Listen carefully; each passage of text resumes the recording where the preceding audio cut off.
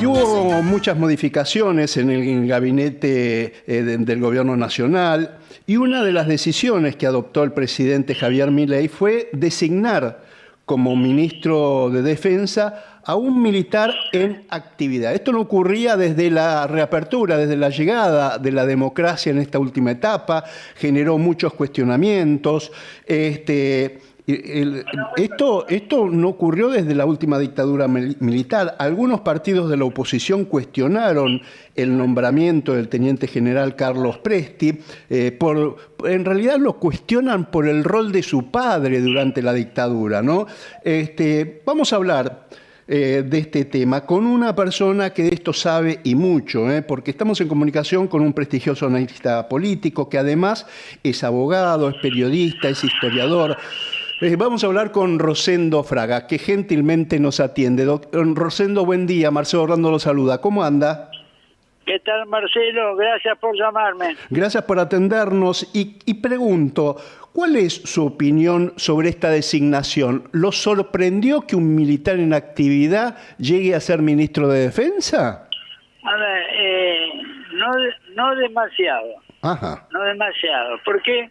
Porque Milei ha querido demostrar en sus 2 primeros años de gobierno una afinidad hacia las Fuerzas Armadas. Recordemos el 9 de julio, él subiéndose al tanque.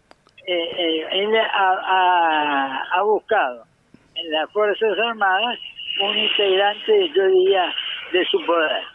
Ajá. Ahora, hagamos un poquito de historia para entender esto. En la Constitución de 1853 se crea el Ministerio de Guerra. El Ministerio de Guerra que incluía la Marina. En realidad era Guerra y Marina. Ahora, el ministro de Guerra podía ser militar o civil. Ejemplo, Carlos Pellegrini, que era civil, fue el ministro de Guerra de Roca en su primera presidencia. Es decir, esto era en esa época. 1898 tenemos una nueva constitución modificada en aspectos solamente instrumentales. Roca vuelve a ser presidencia. Ahí ya se ha creado el Ministerio de Marina, es decir, el Ministerio de Guerra y el Ministerio de Marina, y ahí nombra, ¿no es cierto?, a ministros que no tienen que ver con la antigüedad de las Fuerzas Armadas. Bueno, seguimos avanzando y, por ejemplo, en el 22, Alvear nombre ministro de Guerra al coronel Agustín P. Justo, ¿no es cierto?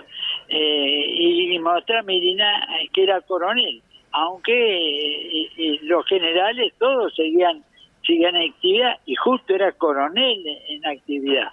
Bueno, el almirante de Marina, el ministro de Marina de Alvear, ¿no es cierto?, en ese momento era el almirante Tomé García, que era 10 años mayor que Justo, ¿no es cierto?, en cuanto a carrera militar, y que en la Marina habían algunos con, yo diría, mayor antigüedad que él.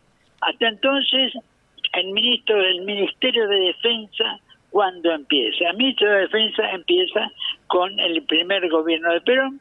Ya se ha creado la Fuerza Aérea, ¿no es cierto? La Segunda Guerra Mundial trajo que los países, digamos, más avanzados militarmente Occidente, creen Fuerza Aérea separada y creen Ministro de Defensa, ¿no es cierto? Uh-huh. Y eso se traslada a la Argentina.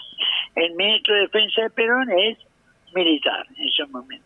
Pero subsistían las 3 secretarías militares: Guerra, Marina, ¿no es cierto?, y Aeronáutica, que no tenían en realidad una dependencia, digamos, de obediencia con el Ministerio de Defensa, que era más bien un coordinador que un mando.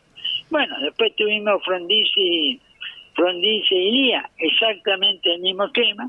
Las 3 secretarías militares convivían con el Ministerio de Defensa, pero el Ministerio de Defensa era un coordinador.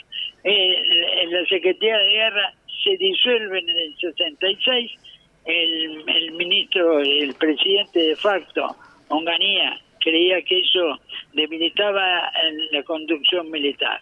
Y bueno, después ya, ministro de Defensa, digamos, hasta acá tenemos una paradoja.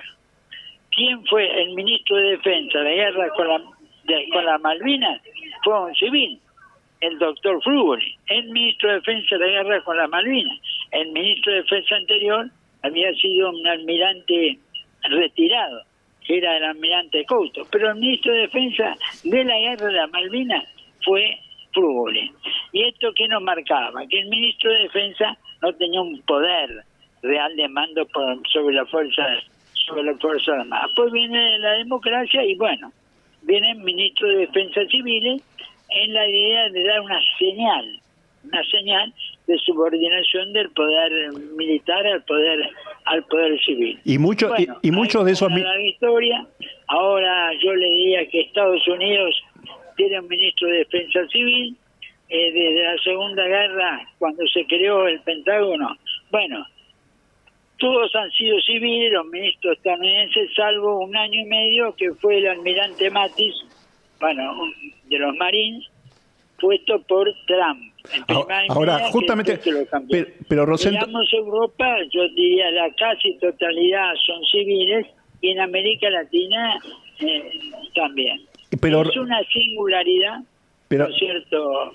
No viola ninguna ley que el ministro de Defensa sea un militar, no está establecido que esto sea impedido, y quizás la discusión que puede quedar en la interpretación de la ley de personal militar con este tema de las antigüedades, ¿no es cierto? Ajá. Ahora, porque, Rosendo es discutible si un ministro de Defensa corresponde que sea militar en actividad y comande a las Fuerzas Armadas, ¿no es cierto?, cuando la máxima autoridad militar es el jefe del Estado Mayor Conjunto. Pero respecto a este tema, me parece que el presidente Milei tiene posición tomada. Ajá. Que el ministro de Defensa sea el que mande las Fuerzas Armadas y para ello que siga en actividad.